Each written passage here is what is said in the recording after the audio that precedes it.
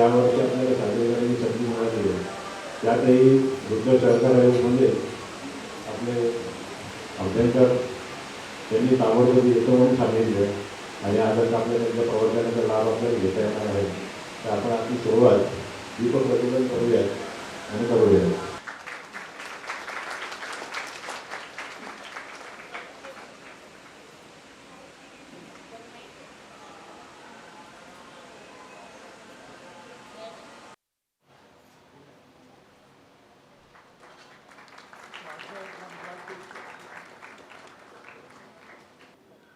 मर्यादा पुरुषोत्तम श्रीरामाला वंदन करून आदित्य प्रतिष्ठानच्या वतीने आपल्या सगळ्या भाग्यवान श्रोत्यांचं मी स्वागत करते. आपण भाग्यवान श्रोते आहोत असं मी म्हटलं, याचं कारण ही प्रवचनमाला जसजशी संपन्न होत जाईल तसं आपण किती भाग्यवान आहोत हे आपल्या सगळ्यांना कळेल. गुरुदेव अभ्यंकरांनी स्थापन केलेल्या आदित्य प्रतिष्ठान या संस्थेने काल गुढीपाडव्याच्या मुहूर्तावर 40व्या वर्षात पदार्पण केलं आहे. या 40 वर्षात गुरुदेवांनी लोकशिक्षण आणि संस्कृती संवर्धनासाठी देशामध्ये परदेशामध्ये हजारो प्रवचनं केली, कीर्तनं केली, 70हूनही अधिक ग्रंथ प्रकाशित केले, लिहिले. जगातील एकमेव पंचखंडीय भक्तिकोश निर्माण केला. गीता तत्त्वज्ञान आकलन होणारा गीता सागर हा बृहत ग्रंथ लिहिला आणि तसंच वाल्मिकी रामायणावर ओवीबद्ध असं शंकर रामायण ग्रंथाचं ते लेखन सध्या करत आहेत. या वाल्मिकी रामायणाचे एकूण 7 खंड प्रकाशित होणार आहेत. त्यापैकी 3 खंड म्हणजे बालकांड, अयोध्याकांड आणि अरण्यकांड हे प्रकाशित झाले असून ते आपल्याला या प्रवचनमालेत विशेष सवलतीत आम्ही देणार आहोत. ही तिन्हीही कांड कक्षावर उपलब्ध आहेत, आपण ती बघू शकता. तसंच इतरही ग्रंथ आहेत, CD आहेत, त्याही आपण अवलोकन करू शकता.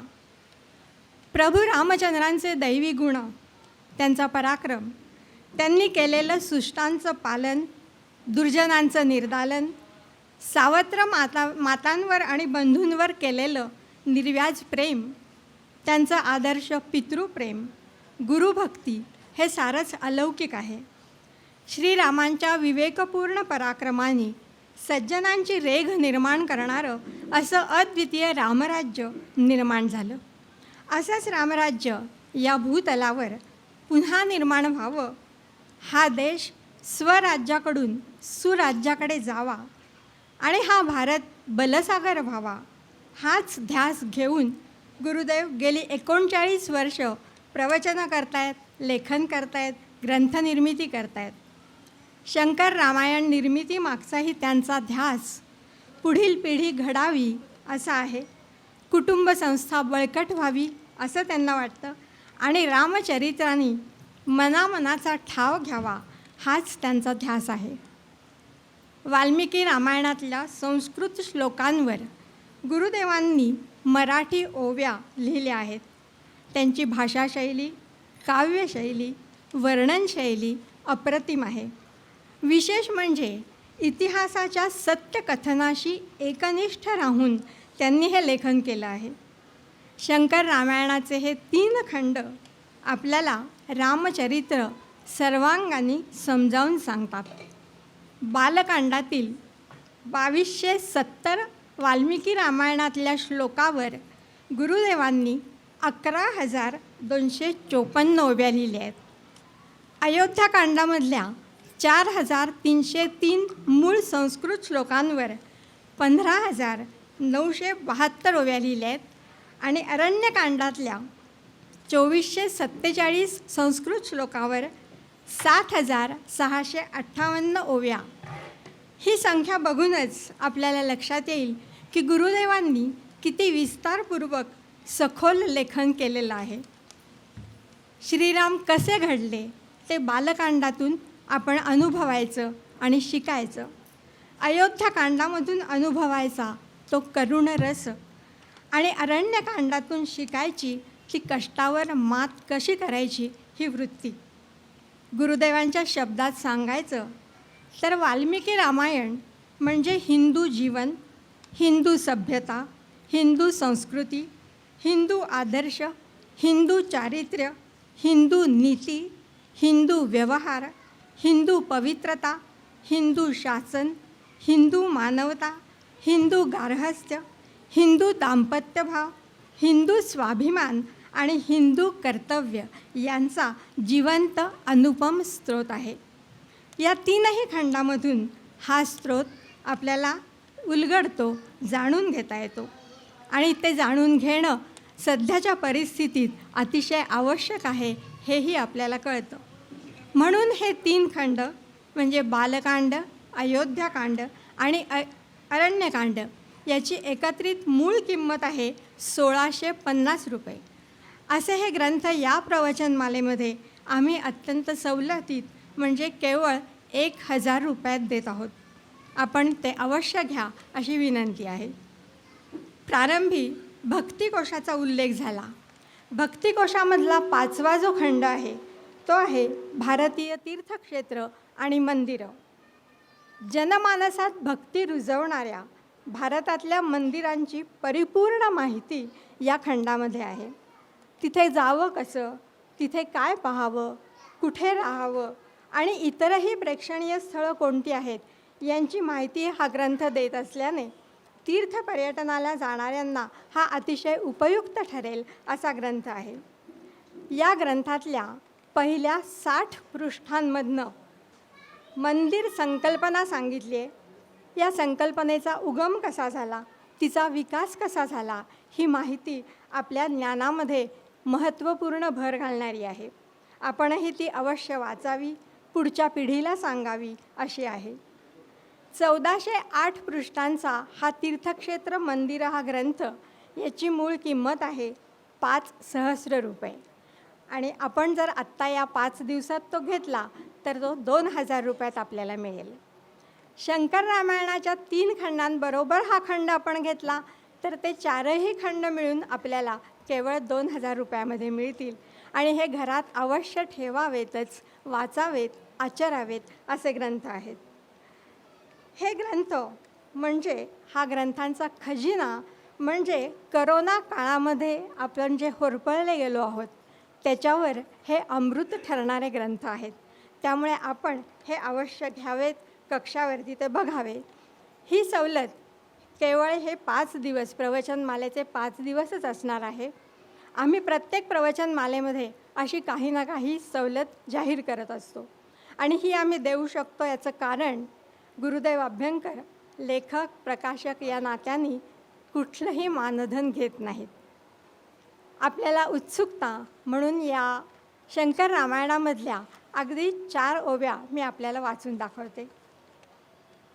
रामराज्य धर्मे धारता, भारतासी हा राष्ट्रपिता, शौर्य पराक्रम मूर्तता, श्रीराम माझा श्रीराम. बंधू प्रेमाचा हा वारसा, राष्ट्र बांधणीचा आरसा, कुटुंब संस्थेचा हा वसा, शंकर रामायण श्रीराम.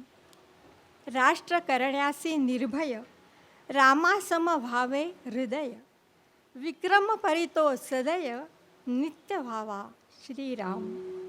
ना केवळ दुष्टदंडन, ना केवळ साधू रक्षण, संस्कार संस्कृती शिक्षण, रामरूपे श्रीराम. आपण सर्वांनी कक्षाला अवश्य भेट द्या एवढी विनंती करते. आपल्या सर्वांच्या वतीने गुरुदेवांना नमस्कार करते आणि त्यांना प्रवचनाला प्रारंभ करण्याची विनंती करते. आपदामपहर्तारं दातारं सर्वसंपदां लोकाभिरामं श्रीरामं भूयो भूयो नमाम्यहम्. पूजन्तं राम रामेति मधुरं मधुराक्षरम् आरुह्य कविताशाखां वन्दे वाल्मीकिकोकिलम्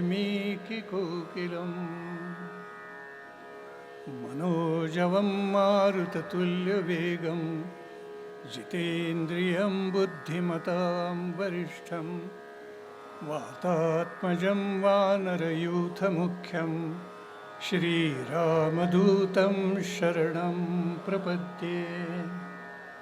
महारत्नपीठे शुभे कल्पमूले सुखासीनमादित्यकोटिप्रकाशं सदा जानकीलक्ष्मणोपेतमेकं सदा रामचन्द्रं भजेऽहम्।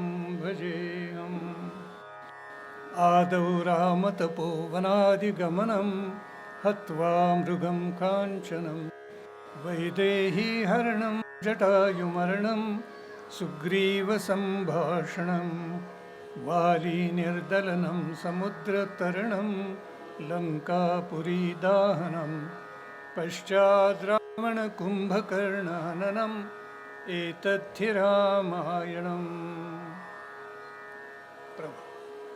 राजाधिराज रामचंद्र महाराज की जय।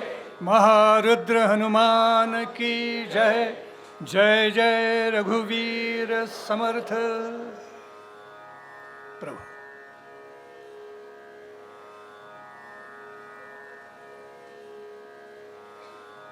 अवघ्या पुण्यनगरीचं वैभव असलेलं, अवघ्या पुण्यनगरीचं धार्मिक आणि सांस्कृतिक अधिष्ठान असलेल्या तुळशीबागेतील या श्रीरामजी देवस्थान संस्थानामध्ये आज रामचरित्र गाताना मन परमानंदानं काठोकाठ भरले, नवे ओसंडून वाहते.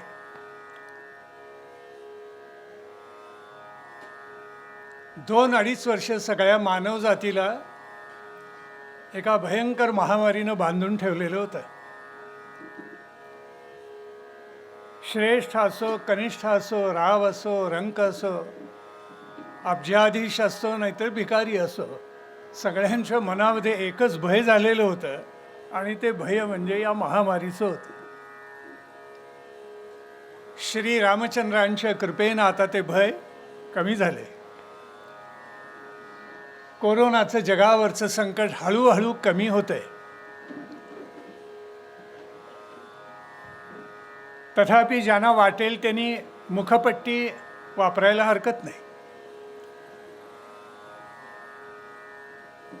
कारण रामचंद्राची कृपा अशी आहे की रामकथा ऐकायला प्रतिदिनी गर्दी वाढत जाते.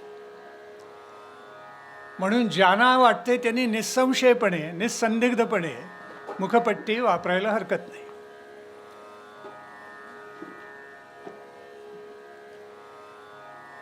भारताची सांस्कृतिक, धार्मिक आणि आध्यात्मिक परंपरा इतकी भव्य दिव्य आहे की सगळ्या जगाने त्याचा हेवा करावा.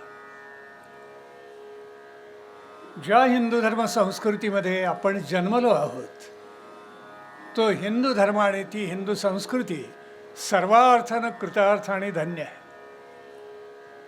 या धर्मसंस्कृतीने जे जे पाहिलं, जे जे लिहिलं, जे जे उच्चारलं, ज्याचं स्वप्न पाहिलं, ते सगळं विश्वात्मकच आहे. अयम निजहा परो वेत्ते गणना लघुचेतसाम उदार चरितानाम तू वसुधैव कुटुंबकम. जगातली एकमेव संस्कृतीने एकमेव धर्म आहे की जो म्हणतो वसुधैव कुटुंबकम. ही सगळी वसुंधरा, ही सगळी पृथ्वी म्हणजे एका कुटुंबासारखी आहे, एका घरासारखी आहे. मग ही सगळी पृथ्वी म्हणजे एक घर असेल तर त्याचा सुंदर दिवाणखाना म्हणजे अमेरिका. त्यात मांडलेल्या सुंदर वस्तू म्हणजे कदाचित ऑस्ट्रिया आणि स्वित्झर्लंड. त्या घराची उद्यमशीलता म्हणजे चीन किंवा जपान. त्या घराचं दुकान म्हणजे युरोप. पण त्या घराचं देवघर मात्र निसंशय आपला भारत, शंकाच नाही. विश्वरूपी घराचं देवघर म्हणजे भारत आहे. घराला जे घरपण प्राप्त होतं ते देवघरामुळे प्राप्त होत असतं. अवघ्या विश्वाचं महन मंगल मंदिर म्हणजे आपलं हे राष्ट्र भारतवर्ष. ज्यांनी या भारताला असं सुंदर देवघर केलं त्याच्यामध्ये प्राधान्यानं कोण आहेत? त्याच्यामध्ये आपले आचार्य आहेत, आपले संत आहेत, आपले सत्पुरुष आहेत, आपले प्रवचनकार आहेत, आपले कीर्तनकार आहेत आणि त्याहीपेक्षा अधिक म्हणजे आपले सगुणावतार आहेत. त्यातही विशेष करून कोण? तर वामनाचा अवतार, नरसिंहाचा अवतार, परशुरामांचा अवतार आणि पुढचे दोन तर इतके महत्त्वाचे आहेत. एक मर्यादा पुरुषोत्तम प्रभू रामचंद्र आणि दुसरे म्हणजे पूर्ण अवतार भगवान श्रीकृष्ण. या दोन अवतारांचं भारतीय संस्कृतीवरचं, हिंदू धर्मावरचं ऋण कधीही न फिटणार आहे असं लक्षात ठेवा. मग ऋण जर फेडता येत नाही तर काय करावं? तर अशा दोन्ही अवतारांना वारंवार आठवावं.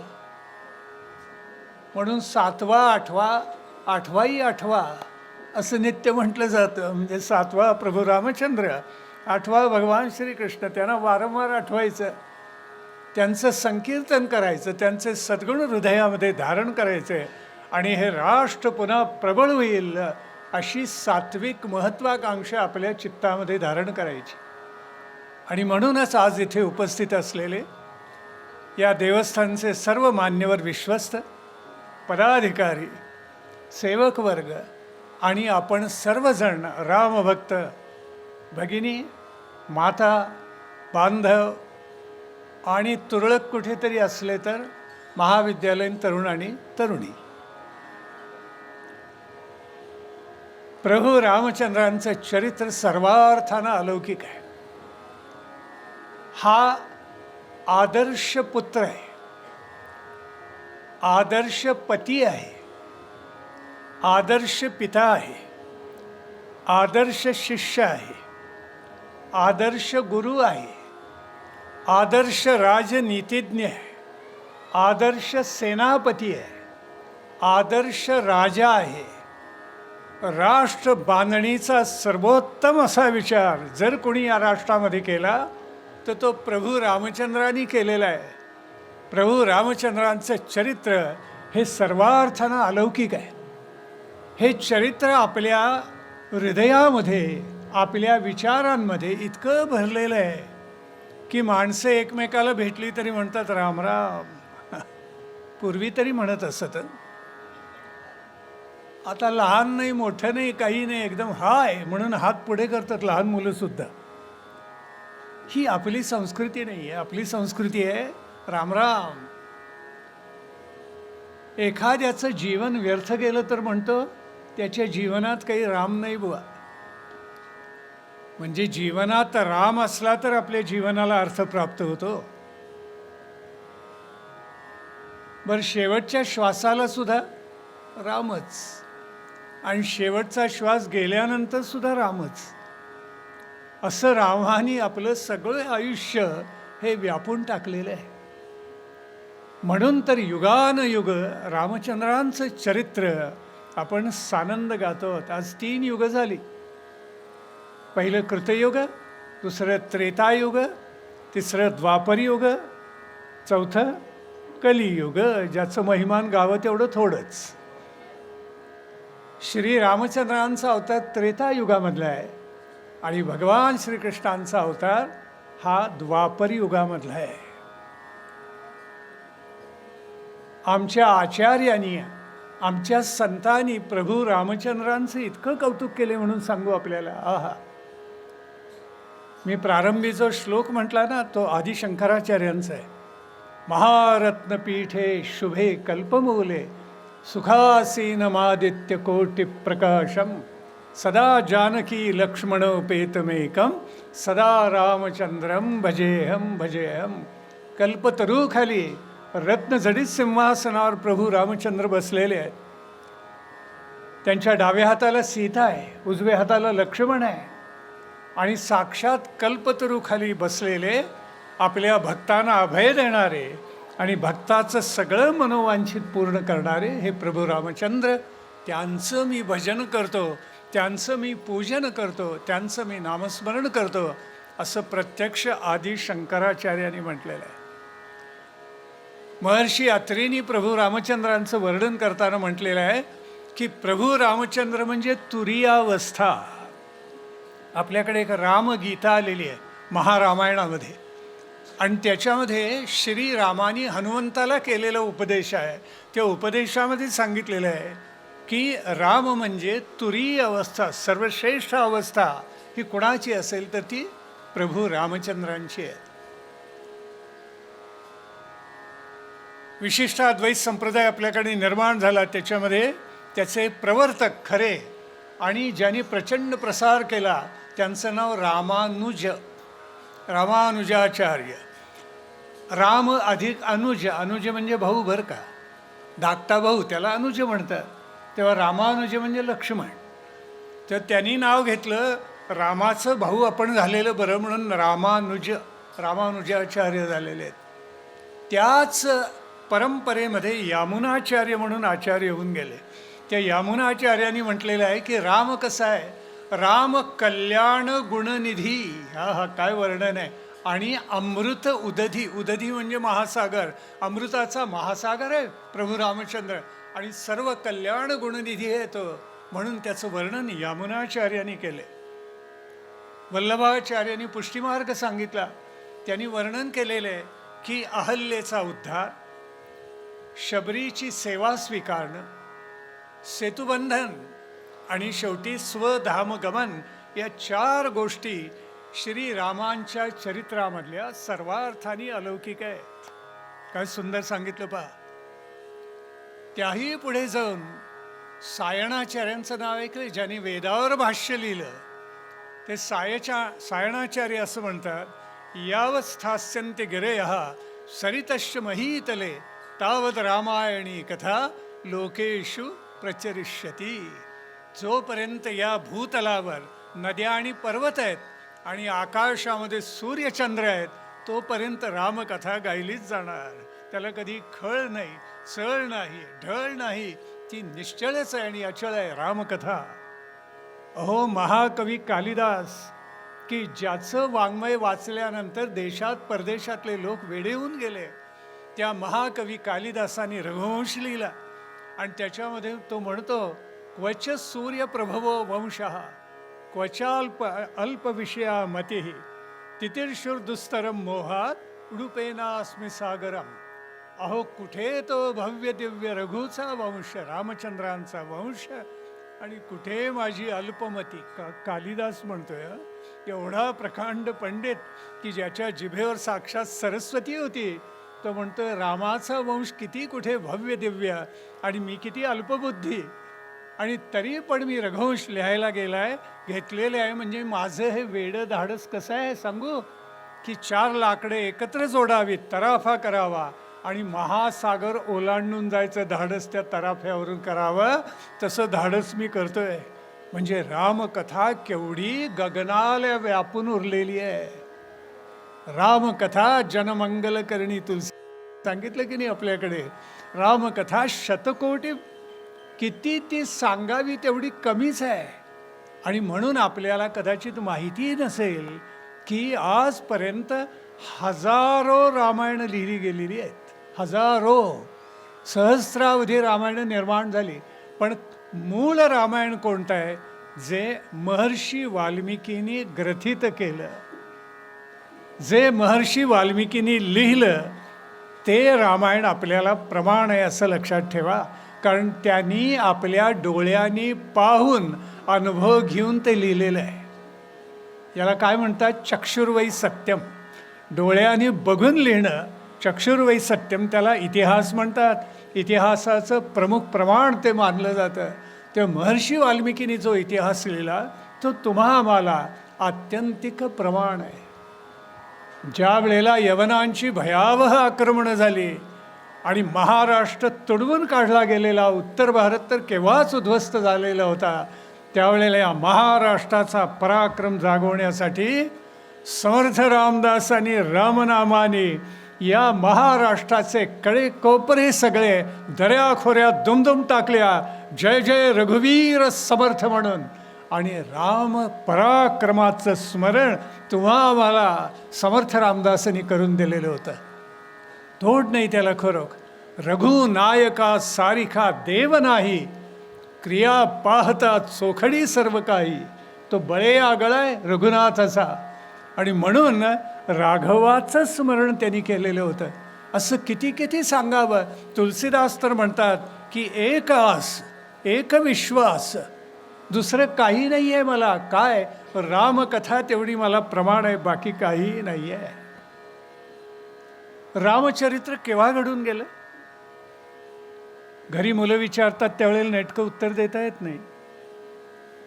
हजारो वर्षांपूर्वी झालं असं म्हटलं की पहिलं आव्हान आपल्या घरचेच तरुण देतात. गंमत आहे की नाही? परदेशी टीकाकारांना इतकं वाईट वाटतं की अरे ख्रिस्तापूर्वी यांची संस्कृती होती म्हणजे काय, मग त्या चांगल्या संस्कृतीचा जेवढा विनाश करता येईल तेवढा करा. म्हणून पाश्चात्य तथाकथित विद्वानांनी राम केव्हाहून गेला, फार फार तर इसवी सन पूर्व 200 वर्ष, 400 वर्ष, 500 वर्ष, याच्यापूर्वी कसा शक्य आहे असं म्हणून आमचा इतका बुद्धिभेद केलेला आहे. ब्रिटिशांनी 3 गोष्टी केल्या. एक, राम आणि कृष्ण तुमचे आदर्श आहेत का? मग अरे त्या कविकल्पना आहेत, त्या ऐतिहासिक पुरुषच नाहीत. शाब्बास. आणि मग आमचेही तरुण म्हणायला लागले अरे खरंच की काव्यामध्ये लिहिलेलं आहे. अहो ज्या कालखंडामध्ये रामायण लिहिलं गेलं त्यावेळेला फक्त काव्यातच लिहित असत. गद्यलेखनच जर नव्हतं तर इतिहास कशात लिहिणार? काव्यातच लिहिणार. हा महाकाव्यात लिहिला गेलेला इतिहास आहे असं लक्षात ठेवा. आणि कुठल्याही काल्पनिक व्यक्तीची जयंती कधीही साजरी करत नाहीत. जो ऐतिहासिक महापुरुष लोकोत्तर आहे त्याचीच जयंती साजरी होते. जगात याला एकही अपवाद नाही, लक्षात ठेवा. कोणाची करतो का आपण? काल्पनिक व्यक्ती आणि त्याची जयंती साजरी झाली असं कधीही होत नाही, लक्षात ठेवा. जो होऊन गेला, इतिहासात झालेला आहे, युगावतार आहे, त्याची जयंती आपण साजरी करतो. म्हणून चैत्र शुद्ध नवमी, म्हणून श्रावण वद्य अष्टमी. अगदी पुण्यतिथी संतांची केली, माघ वद्य नवमीच. तारखा बदलतात, तिथी नाही बदलत कधी. म्हणून त्या तिथीला महत्त्व आहे. ऐतिहासिक व्यक्तिरेखा असेल तरच ती जयंती पुण्यतिथी आपण साजरी करतो.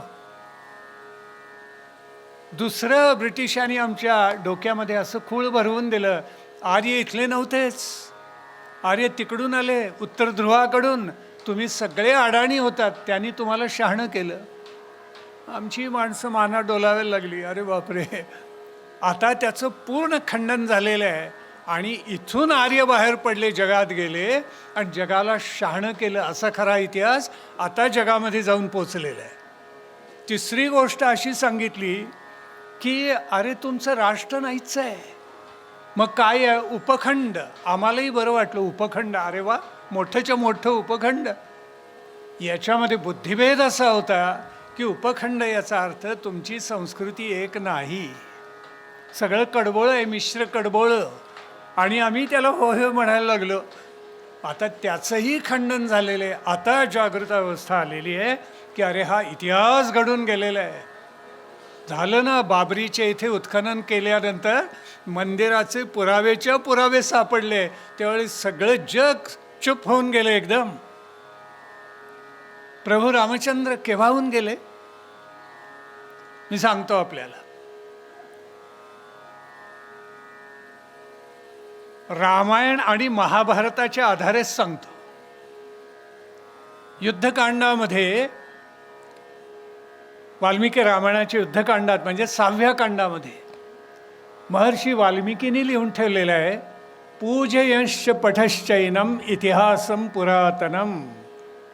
म्हणजे हा इतिहास आहे असं महर्षी वाल्मिकींनीच म्हटलेलं आहे. ज्याचं पूजन करावं, ज्याचं पठण करावं. नित्य पठण करावं असा हा घडलेला इतिहास आहे, असं महर्षी वाल्मिकींनीच लिहून ठेवलं आहे. केवढा पुरावा आहे आणि काय पुरावा पाहिजे. कवीच म्हणतो की ही कल्पनेनं लिहिलेलं कथा नाही आहे, हा इतिहास आहे, तो मी ग्रथित केलेला आहे.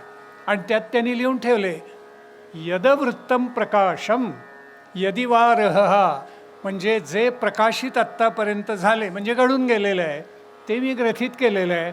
आणि पुढे जे घडणार आहे तेही मी ग्रथित करणार आहे. पुढे जे घडणार आहे म्हणजे उत्तरकांड, ते बाकी होतं. रामराज्याभिषेकानंतर रामायण लिहायला सुरुवात केली आणि उत्तरकांड लिहायचं बाकी होतं.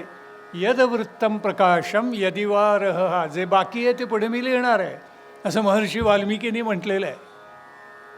आता अभिमन्यूचा जो पणतू, अर्जुनाचा पणतू, अर्जुनाचा मुलगा अभिमन्यू, अभिमन्यूचा मुलगा परीक्षित, परीक्षिताचा मुलगा जन्मेजय. आणि सर्पसत्र झालं आपल्याला माहिती आहे.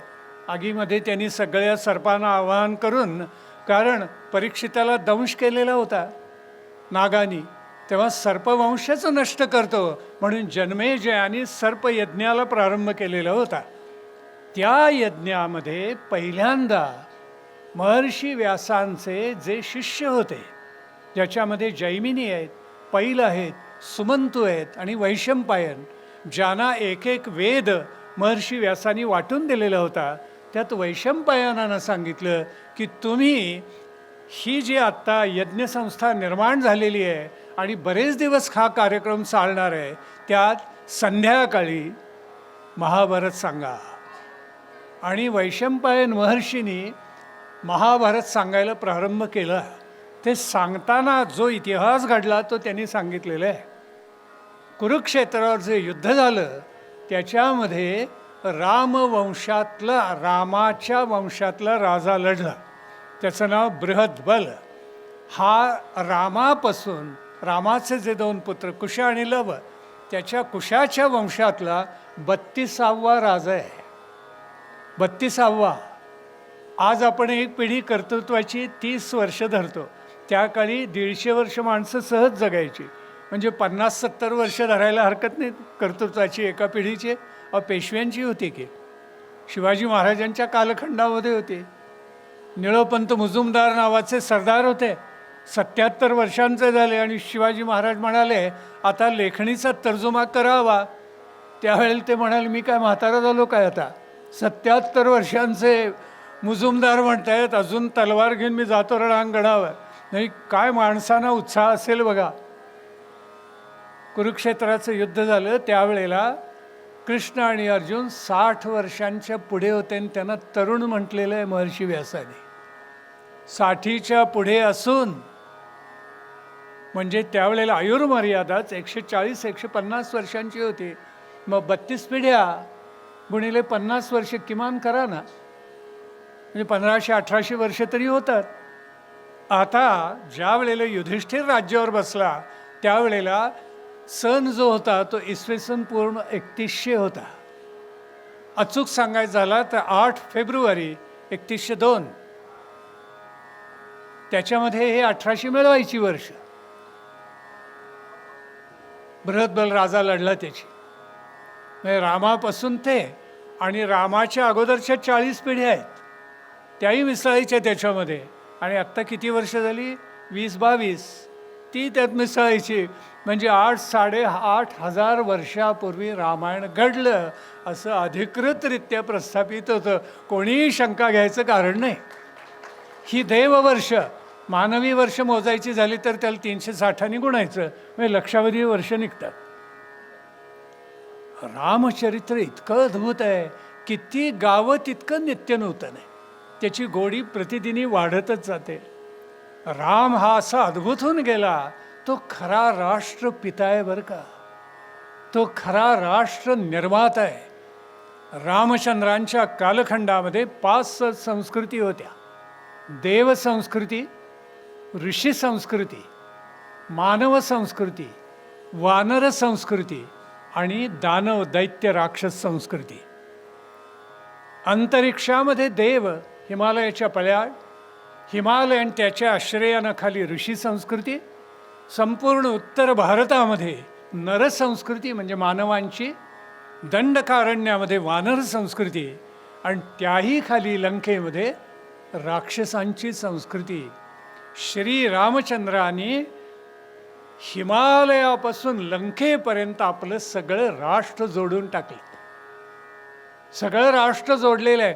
5 संस्कृतींचा संगम केला, सगळीकडे विजय मिळवला, पण कोणाचंही राष्ट्र लुबाडून घेतलं नाही. एकाचंही राष्ट्र लुबाडून घेतलेलं नाही आहे. किष्किंधा जिंकली, वालीचा वध केला, पण राज्य सुग्रीवाला दिलं. रावणाचा वध केला, पण राज्य विभीषणाला दिलं, स्वतःकडे घेतलेलं नाही आहे. रामचंद्रांचा पराक्रमच इतका अद्भुत अलौकिक आहे की त्यांच्या वयाचेच काय, पण त्यांच्या आजोबांच्या वयांची माणसंसुद्धा राम म्हणतोय ते बरोबर आहे असं म्हणत असत. म्हणजे त्याला संस्कार, आचरण, काय पावित्र्याची एक अलौकिक बैठक असेल. आपण कल्पना करा की ज्याच्यामुळे रामाचा शब्द म्हणजे ब्रह्मवाक्य होऊन गेलेलं होतं. रामाचा जन्म हा सूर्यवंशातला आहे आणि कृष्णाचा जन्म हा चंद्रवंशातला आहे. या 2 वंशांनी भारतावर 2 युग राज्य केले, लक्षात घ्या. त्रेतायुगामध्ये सूर्यवंश आणि द्वापर युगामध्ये चंद्रवंश इथे नांदलेला आहे.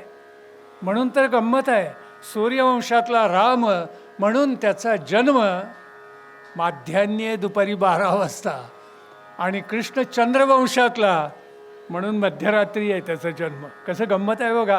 अवतारसुद्धा कसे त्या वेळेला या दोन्ही अवतारांनी इथे अवतीर्ण होऊन या राष्ट्राचं कसं संरक्षण केले. 3 कामं असतात. एक तर पहिलं म्हणजे सज्जनांचं रक्षण, दुष्टांचं हनन दुसरं, आणि त्याद्वारे पुन्हा सद्धर्माची गुढी सज्जनान करवी उभवी. म्हणून तर गुढी उभारतो आपण चैत्रात, ज्यावेळेला रामचंद्र परत आले. ज्या रघुकुलामध्ये श्री रामचंद्रांचा जन्म झाला ते रघुकुल मोठं अद्भुत होतं. आपल्याला तर माहिती आहे की सीता त्यागानंतर गंगा नदीच्या तीरावर महर्षी वाल्मिकींच्या आश्रमामध्ये लवकुशांचा जन्म झाला. आणि ज्या दिवशी सीता प्रसूत झाली त्या दिवशी लवकुशांचा सगळ्यात धाकटा काका तिथे होता, रात्री मुक्कामाला. कदाचित आपल्याला माहिती नसेल, शत्रुघ्न तिथेच होता त्यावेळी, महर्षी वाल्मिकींच्या आश्रमामध्ये होता.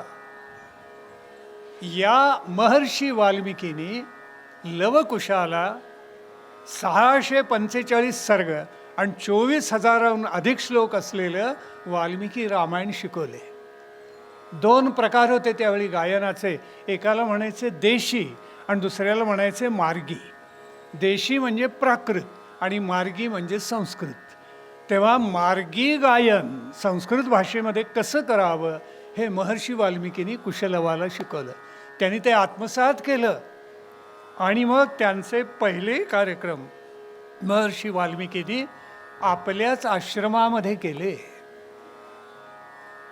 आणि मग ज्या वेळेला ही मुलं अत्यंत धीट आहेत, उत्तम प्रकारे गाऊ शकतात असं लक्षात आलं, त्यावेळेला मग सांगितलं, बाळांनो आता खुशाल तुम्ही जा अयोध्येमध्ये, जागोजागी रामकथा करा, पण राजाला कधीही म्हणू नका की हे आम्ही गातो ते तुम्ही ऐका, कधीही म्हणू नका. माडगुळकरांनी खूप छान लिहिले, नगरी लाभता लोकमान्यता, जाईल वार्ता श्री रघुनाथा, उत्सुक होनी श्रवणाकरिता, करवतील ते तुम्हा निमंत्रण, गा बाळानो श्रीरामायण. तुम्ही नाही करायचा आग्रह राजाला, राजाला उत्सुकता वाटली पाहिजे, त्यांनी तुम्हाला बोलवलं पाहिजे, तसं राम बोलावेल तुम्हाला. आणि पुढे तसंच घडलेलं आहे. वाल्मिकींनी जे रामायण ग्रथित केलं त्याचा आरंभच मोठा अद्भुत आहे. सामान्यतः कुठल्याही अशा काव्याला जो प्रारंभ होतो त्यावेळी देवदेवतांना वंदन करून होतं. रामायणाचा प्रारंभ जगावेगळा आहे, जसा दासबोधाचा प्रारंभ जगावेगळा. दासबोधात पहिल्या दशकामध्ये पहिल्या समासामध्ये वेगळंच लिहून ठेवले समर्थाने. त्यात गणपतीला वंदन नाही, शारदेला वंदन नाही, काहीही नाही आहे. सुरुवात दासबोधाची काय, श्रोते पुसती कोण ग्रंथ, काय बोलिले जी येथ, श्रवण केलियाने प्राप्त काय आहे. श्रोते असेच असतात, मी श्रवण केलं मला काय मिळेल तर ऐकतो ना ग्रंथ, नाही तर कोण ऐकणार. तेव्हा समर्थांनी पहिल्यांदा सांगितलं इथे भक्ती आहे, ज्ञान आहे, वैराग्य आहे, अध्यात्माचा बोध आहे, चिंता करू नका. हां, मग आता ऐकायला बसतो असं म्हटल्यावर दुसऱ्या समासापासून मग गणेश वंदना, शारदा वंदना, संत वंदना सगळं केले पुढे समर्थांनी. वाल्मिकी रामायणाचा प्रारंभही असा मोठा अद्भुत आहे. झालं काय की महर्षी वाल्मिकी पंचपंच उषक्काली भरद्वाज नावाच्या आपल्या शिष्याला घेऊन तमसा नदीवर स्नानासाठी गेलेले होते.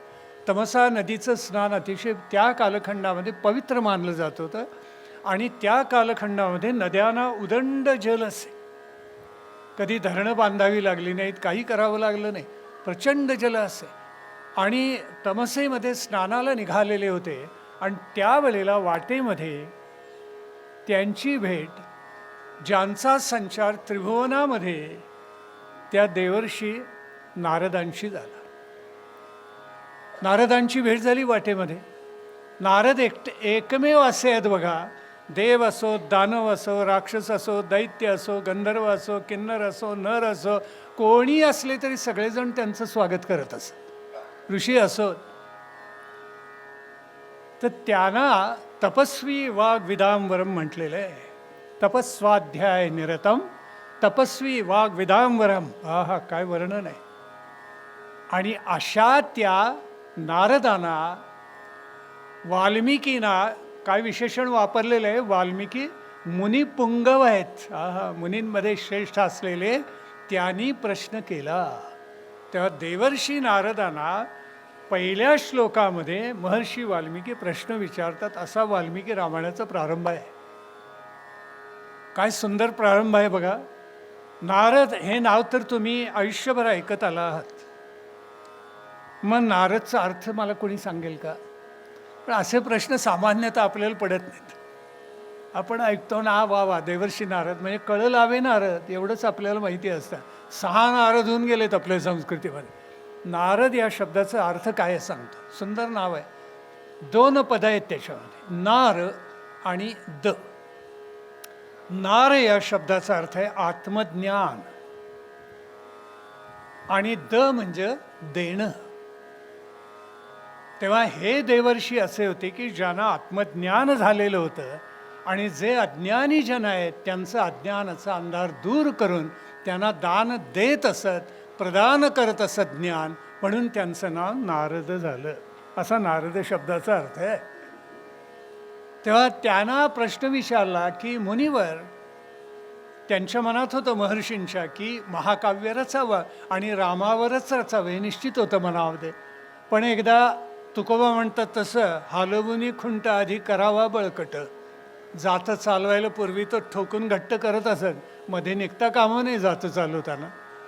तर तसं त्यांनी विचारलं, असा राजा कोण आहे मला सांगा की जो सद्गुणांचा आदर्श पुतळा आहे, ज्यांनी अनंत जीवनमूल्य आपल्या मस्तकी धारण केलेली आहेत, ज्याचं चरित्र इतरांना आदर्शभूत आहे. कोण आहे असा राजा? कोण अस्मिन लोके, मला सांगा बरं जरा.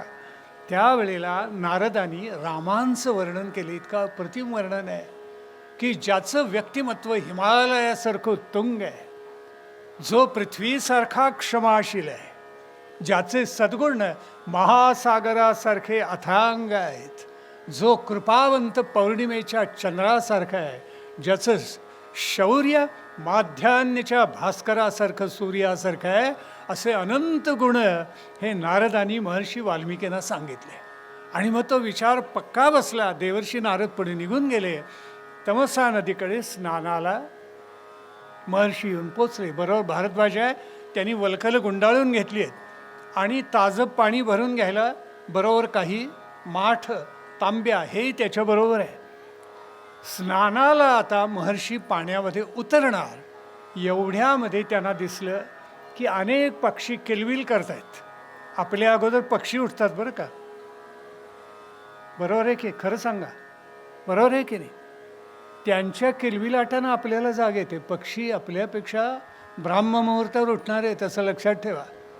त्यांचा किलबिलाट चालला आहे आणि आनंदानं महर्षी बघत होते. क्रौंच एक जोडपं तिथे आनंदाने विहार करत होतं. कुठून एक बाण आला सर्रकन एका निषादाने टाकलेला शिकाऱ्याने, आणि त्यातला एक पक्षी बाण लागल्यावर खाली पडला. नर पडला आणि ती मादी व्याकुळ होऊन रक्त व्हायला लागलं भळभळ, आणि ती मादी त्याच्या भोवती नाचते, आक्रोश करते. महर्षी नवनीतासारखं हृदय विरघळलं एकदम, आणि त्यांची इच्छा नव्हती पण त्यांच्या मुखातून एकदम शापवाणी बाहेर निघाली. मा निषाद प्रतिष्ठा त्वमगम अवधीही. काय शापवाणी उच्चारली आहे बघा. यापुढे तुला कधीही या समाजामध्ये प्रतिष्ठा मिळणार नाही, कारण क्रौंच मिथुनामधल्या एका पक्षीला तू बाण टाकून मारलेला आहेस. अवधीही काममोहितम. त्या निषादाला जो शाप मिळाला, त्यामुळे निषादाला, चांडाळाला वर्षानुवर्ष, शतकानुशतक महर्षींच्या शापामुळे समाजामध्ये स्थान मिळत नव्हतं. मग एकदम महर्षींनाच वाटलं की अरे आपण हे काय करून बसलो. महर्षी तर क्षमाशील पाहिजेत तेवढी तपश्चर्या केल्यानंतर. पण माझं हृदय द्रवलं आणि त्यांना आश्चर्य वाटलं. भरद्वाजाला म्हणाले, अरे हा श्लोकच माझ्या मुखातून बाहेर पडला. मा निषाद प्रतिष्ठां त्वमगम शाश्वती समाह यत् क्रौंच मिथुनादेकम अवधीही काममोहितम. हे काय भलतंच घडून गेलं माझ्या हातून, पण श्लोकच बाहेर पडला की ज्याचे बरोबर चरण ठरलेले आहेत. 8 अक्षरांचे 4 चरण पडले. तो होता अनुष्टुभ. हा वैदिक छंद आहे बरं का, आणि याच छंदामध्ये आपल्याकडचे जास्तीत जास्त ग्रंथ लिहिले गेलेत. संपूर्ण रामायण अनुष्टुप छंदात आहे. संपूर्ण महाभारत हे अनुष्टुप छंदात आहेत. काही थोडे त्रिष्टुप वगैरे असे आलेले आहेत, पण बहुतेक सगळं अनुष्टुप आहे. 98-99% अनुष्टुप छंद आहे. भागवत बरंचसं अनुष्टुप छंदामध्ये आहे. सगळी पुराणं आपली 18 महापुराणं, 18 पुराणं, 18 उपपुराणं ही सगळी अनुष्टुप छंदात आहेत. अनुष्टुप छंद म्हणजे काय सांगतो आपल्याला. अनु हा उपसर्ग आणि स्तुभ हा धातू आहे. त्याचा अर्थ असा होतो की जो छंद आपल्या चित्ताच्या चंचल वृत्ती स्थिर करतो त्याला अनुष्टुप म्हणतात. तुम्ही शरीराने इथे आहात, मनाने आहात की नाही माहिती नाही. 8 वाजता कुठला कार्यक्रम आहे सोनी टी व्हीला, असं एकदा मनात आलं की शरीर इथे असतं ते कुठे भटकतं मन कोणास ठाऊक. असं खरंच घडतं. पण अनुष्टुप छंद असा आहे की त्यामुळे चित्तवृत्ती स्थिर होतात आणि मनुष्य मन एकाग्र करायला शिकतं. त्यालाच अनुष्टुप छंद म्हणतात. सगळं मी हे तुम्हाला उद्या विचारणार आहे बरं का. तरच खरी श्रवण भक्ती ना. ते इकडून ऐकलं इकडून सोडून दिलं असं नाही. रामकथा ही ऐकायची नाही आहे. रामकथा साठवायची आहे, चिंतन करायची आहे, श्रवण मनन करायची आहे, त्यातून पुढे तसं आचरण करायची आहे. भरद्वाज म्हणाला, महर्षे आपल्या मुखातून वेदवाणीच बाहेर पडली, आपण चिंता करू नका. आणि ते परत गेले आश्रमामध्ये. तोपर्यंत ब्रह्मदेव आले आणि त्यांनी वर दिलाय, चिंता करू नको वाल्मिकी, तू एकच कर आता याच्यामध्ये रामकथा रच अनुष्टुप छंदामध्ये. आणि मग त्यांनी संपूर्ण रामकथा 645 सर्ग 24,000 श्लोकांची ही प्रचंड रामकथा रचली. आपल्याकडे मानलं जातं की महर्षी वाल्मिकी अगोदर वाल्या कोळी होते. वाटमारी करायचे, ठोकायचे, मारायचे, लुबाडायचे, दरोडेखोर होते. ही कथा वाल्मिकी रामायणामध्ये कुठेही आलेली नाही. नंतर जी रामायणं लिहिली गेली त्याच्यामध्ये अशा अनेक कथा घुसडल्या गेलेल्या आहेत. वाल्मिकी कधीही वाल्या नव्हते, लक्षात ठेवा. त्यांचा जन्म महर्षी प्रचेतस म्हणून आहेत त्यांच्या वंशामध्ये झाला. उत्तरकांडात स्पष्ट उल्लेख आहे त्याचा. आणि त्या प्रचेतसांच्या वंशामध्ये त्यांचा जन्म झाला. लहानपणापासून वेदविद्या मिळाली. अत्यंत शुचिरभूत शुचिष्मंत होते. ते कधीही वाल्या नव्हते, त्यांनी वाटमारी केली नाही, काहीही नाही. मग ही कथा कुठून आली? नंतर उत्तर कालखंडामध्ये जी रामायणं लिहिली गेली, समर्थांनी सुद्धा ही कथा स्वीकारली. पण स्वीकारायचा हेतू असा, इतका अधपतीत सुद्धा चांगला होतो, मग तुम्ही का होणार नाही, असा भावार्थ, असं तात्पर्य त्यात आहे. आणि म्हणून ती कथा स्वीकारण्यात आली. मूळ रामायणामध्ये याला कुठेही स्थान नाही आहे. आणि मग खरोखर ही कथा प्रथम आश्रमामध्ये लवकुशाने गायली. आणि वर्णन असं आहे की ऋषींनी त्यांच्यावर पाऊस पाडला. पाऊस पाडला तो धनाचा नाही, कारण त्यांच्याकडे धनच नव्हतं ऋषींना द्यायला. काय दिलं? वर्णन असं आहे, कुणी बैठकीची चटई दिली, कुणी हातातली माळ दिली, कुणी कमंडलू दिला, कुणी तपश्चर्याला बसायची कुबडी दिली. मला काही तरुणांनी हसायलाच लागली ती मुलं. ते म्हणाली, यात काय विशेष केलं, काय किंमत असते याला, तुच्छ. त्यांना म्हटलं, तुमच्या लक्षात नाही आलं? ते म्हटलं, काय? त्यांना म्हटलं, ऋषींच्या जवळ तेवढंच होतं, सर्वस्व दिलं त्यांनी आपलं, बाकी काही देण्यासारखं नव्हतंच त्यांच्याकडे. सर्वस्व देणं हे किती अवघड आहे लक्षात घ्या. मंदिरात आल्यावर सुद्धा आता काय करू, रुपये टाकू, 2 रुपये, काय चुकून नोट 10ची गेली तर काय होईल, अशी भीती अनेकांच्या मनात असते.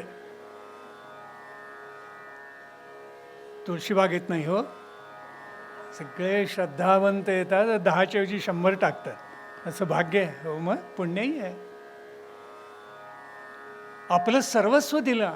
आणि मग महर्षी म्हणाले, बाळानो खुशाल अयोध्येमध्ये जा आणि मग काय करा, तुम्ही तिथे रामचरित्राचं गायन करा. जे महर्षींनी सांगितलं तेच घडलेलं होतं. आणि खरोखरच रामचंद्रांनी निमंत्रण दिलं, बाळानो या राजसभेमध्ये आणि कथेचं गायन करा. आणि ते गायन इतकं प्रभावी केलं लवकुशाने. गाण्यात ताकद आहे बघा. 2 विद्या अद्भुत आहेत, एक अध्यात्मविद्या आणि दुसरी संगीत विद्या.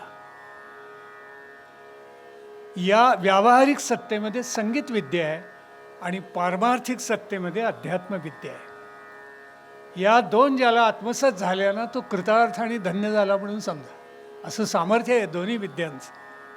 कारण नादब्रह्मच आहे संगीत विद्या. म्हणून थेट परमात्म्याशी संवादच आहे, नादब्रह्म आहे ते. भान विसरून जातो काही वेळेला मनुष्य ऐकताना. म्हणून ते नादब्रह्मच प्रगट झालं राजसभेमध्ये. आणि मग त्या मुलांनी गायला प्रारंभ केला आणि प्रभू रामचंद्र सुद्धा आतून हलून गेले. इतके हलून गेले की त्यांनी सिंहासनावरून उठून ते पुढे आले आणि त्या बाळानं आपल्या पोटाशी धरलं. वाल्मिकींनी सांगितलेलं आहे की ज्यांना पोटाशी धरलं ते पुत्र आपलेच आहेत, हे रामचंद्रांना माहिती नाही. ज्याचं चरित्र आपण गातो आहोत तो आपला पिता आहे, हे लवकुशांना माहिती नाही. काय नाट्यमय प्रसंग आहे बघा. सोडूनी आसन उठले राघव, उठून कवळीथी आपुले शैशव. आपलंच बालपण पोटाशी धरतायत. पुत्र भेटीचा घडे महोत्सव, परितो उभयानच माहिती कुशलव रामायण गाते. हा हा, काय माडगुळकरांनी रचना करून ठेवा अजरामर. आणि रामायणाचे जे अवतार झाले त्याच्यामध्ये माडगुळकर मूळ रामायणाशी फार जवळ आहेत. काही काही प्रमाद आहेत त्याच्यामध्ये, नाही असं नाही, पण सर्वाधिक माडगुळकर खूप जवळ आहेत मूळ वाल्मिकी रामायणाशी. आणि मग ते वर्णन करतायत की मनूनी अयोध्या कशी निर्माण केली. अयोध्या याचा अर्थ युद्ध करून जी जिंकली जात नाही त्या नगरीला अयोध्या म्हणतात. इतकी ती दुर्गम आहे, इतकी ती अजिंक्य आहे, त्याचे तट इतके आहेत की त्याच्यावर कशाचाही परिणाम होणार नाही. पुढे खंदक असे आहे की तो पार करून कोणी शत्रू आत येऊच शकणार नाही. त्याच्या तटातटावर शतघ्नी आहेत. शतघ्नी म्हणजे तोफ. आणि आम्हाला शिकवतात की भारतात पहिली तोफ बाबरांनी आणली. अरे चोरानं, रामायणामध्ये वर्णन आहे, लंकेमध्ये शतघ्नी होत्या आणि अयोध्येमध्ये तर तटातटावर शतघ्नी आहेत असं वर्णन आहे.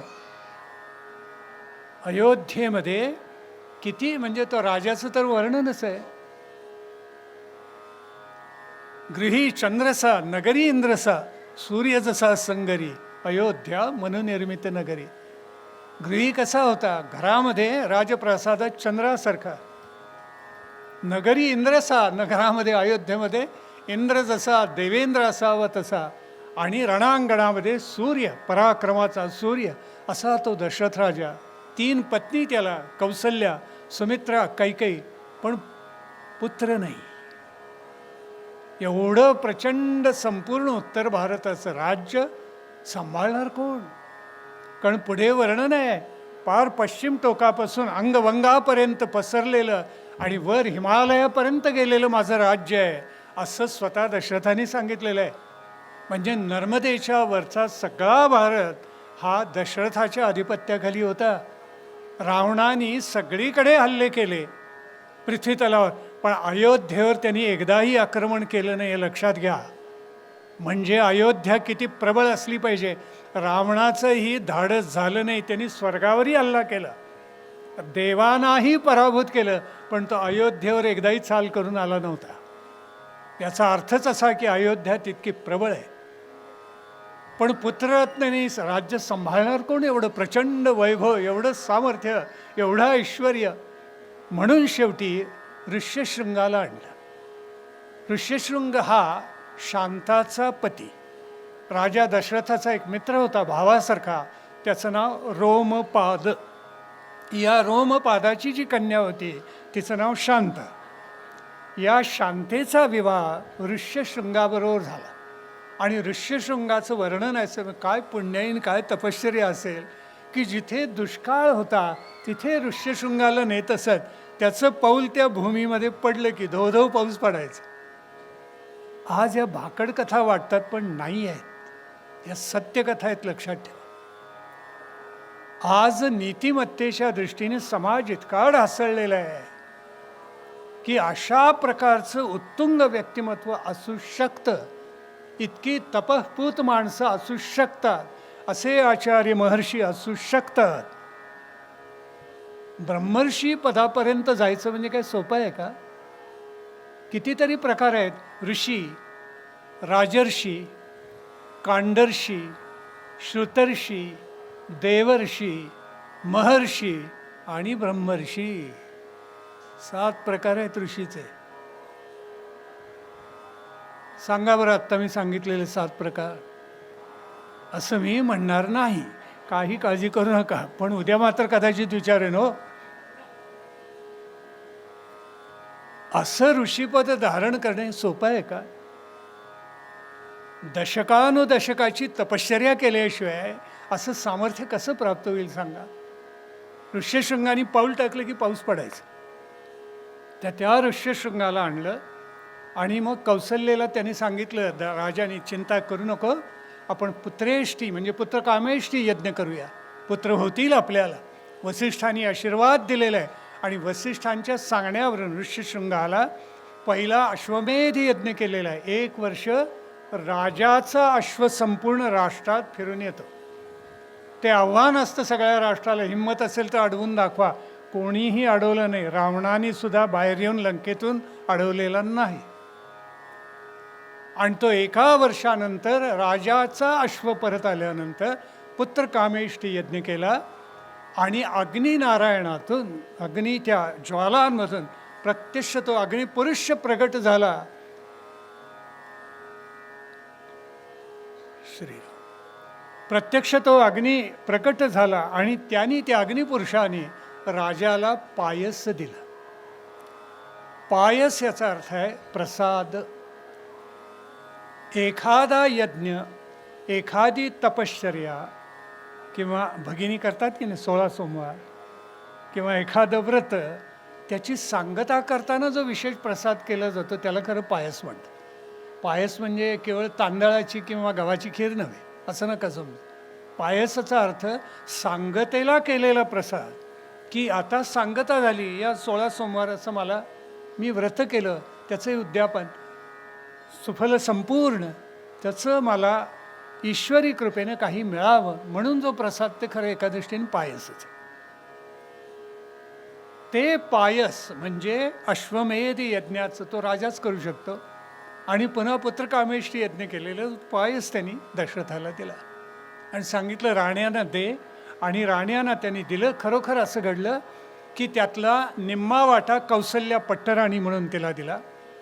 कैकई आवडती होती म्हणून तिला 6 आणे रुपयातलं 6 आणे वाटा गेला आणि 2 आणे सुमित्रेला मिळाले.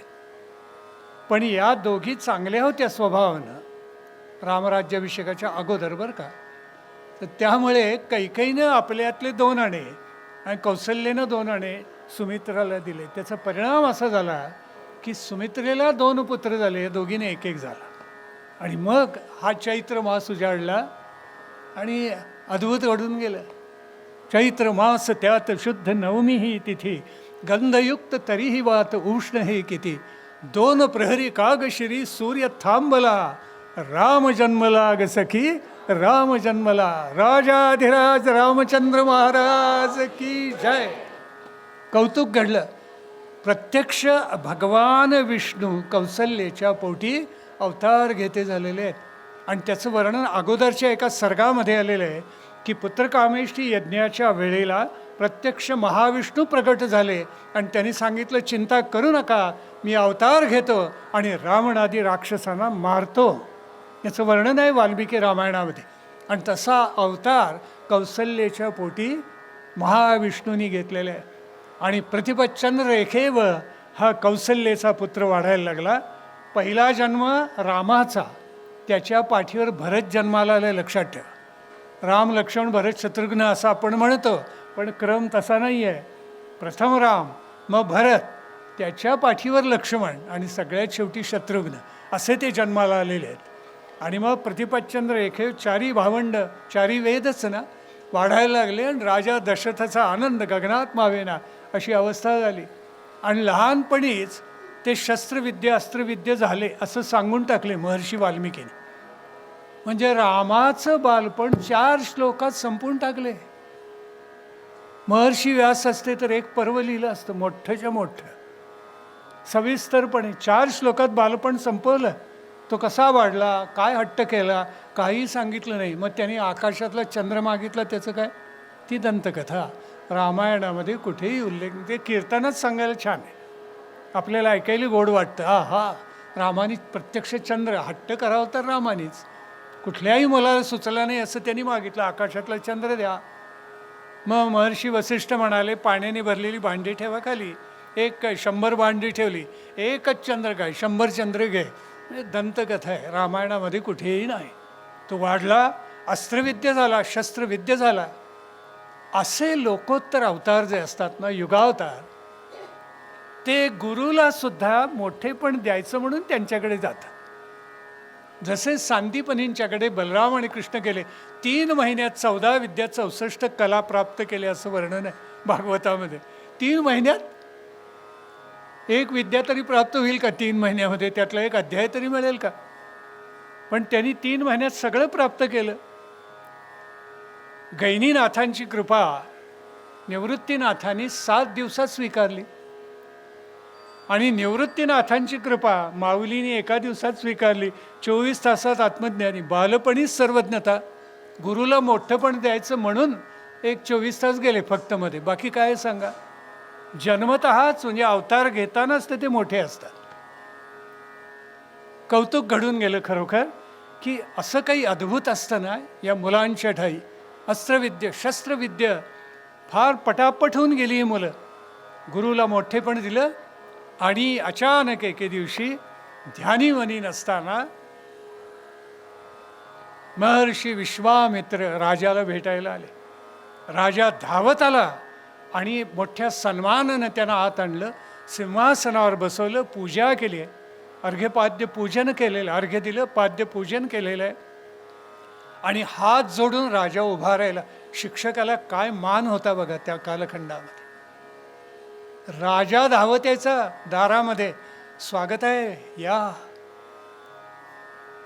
राजाने विचारलं, महर्षी मी आपल्यासाठी काय करू? महर्षी म्हणाले, शब्द दे, मग सांगतो. दिला. राजाला काय कमी आहे? मग त्यांनी जे मागितलं ते जगावेगळंच होतं. ते म्हणाले, मी यज्ञ मांडलेला आहे, पण यज्ञाची पूर्ती होत आली, पूर्णाहुती द्यायची वेळ आली की सगळे राक्षस येतात, मांसखंड टाकतात, रक्त ओततात, सगळ्या यज्ञाचा विध्वंस करून जातात. तेव्हा आता माझ्या यज्ञाच्या रक्षणासाठी राजाला वाटलं सैन्य दे म्हणतील. त्यांनी भलतंच मागितलं. ते म्हणाले, तुझा पुत्र राम दे मला. विश्वामित्रांची दूरदृष्टी काय असली पाहिजे बघा. शेवटी राष्ट्र तरुणच घडवतात.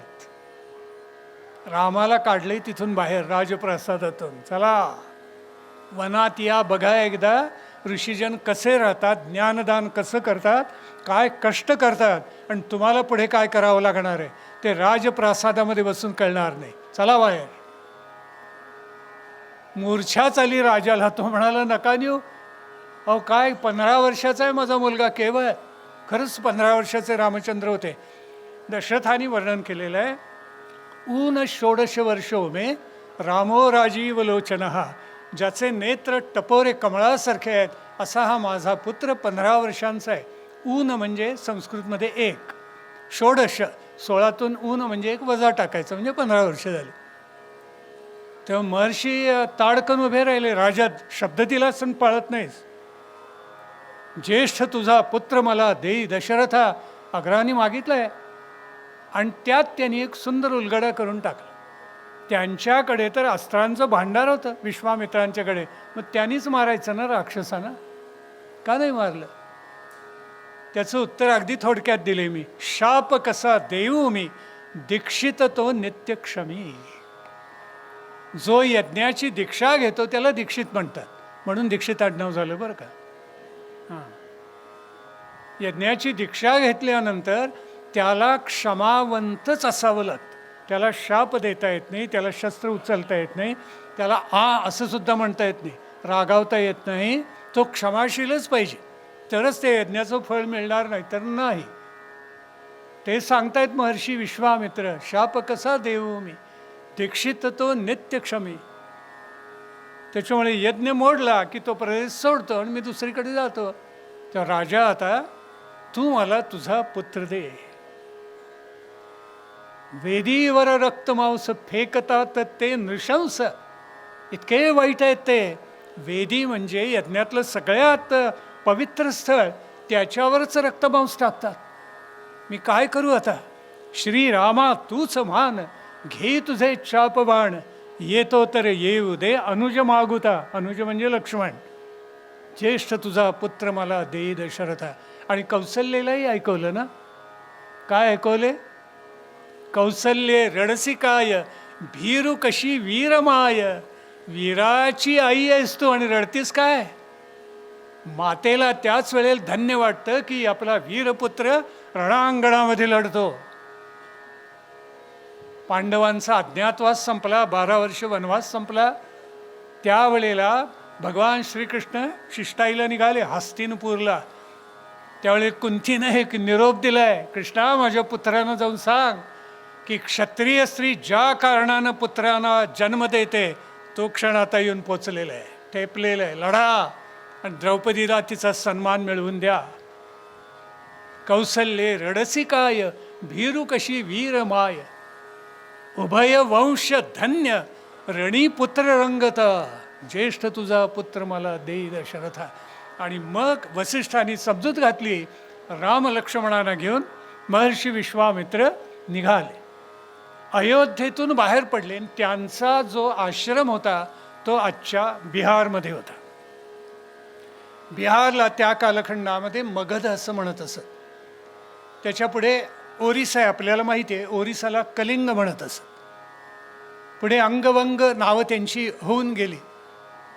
हा सगळा जो प्रांत होता तो ऋषीमुनींनी व्यापलेला अतिशय पवित्र. एकेकाळी त्या मगधामध्ये सोन्याचा धूर निघायचा. आज बिहारमध्ये कशाचा धूर निघतो बघा.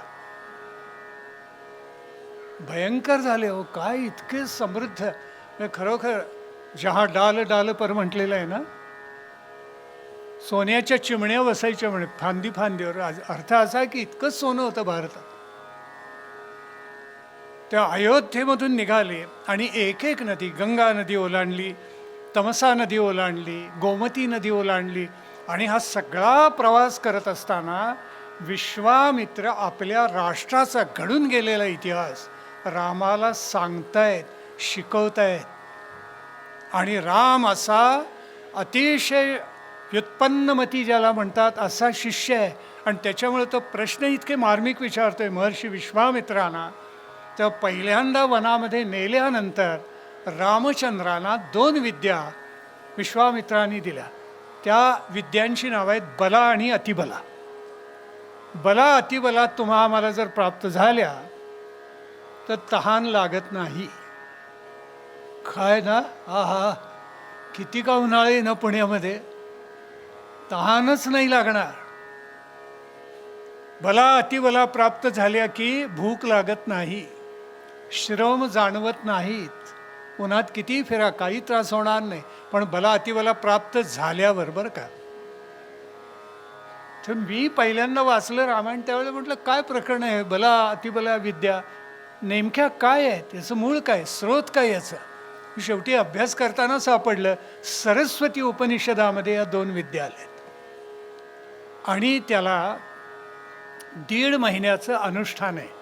तुम्ही करू नका, खरंच सांगतो. हे केवळ ज्याला वैराग्य प्राप्त झालेलं आहे, ज्याने अलौकिक ब्रह्मचर्य व्रत धारण केलेलं आहे, त्यालाच ते शक्य असं लक्षात ठेवा. इतकं ते कठोर व्रत आहे.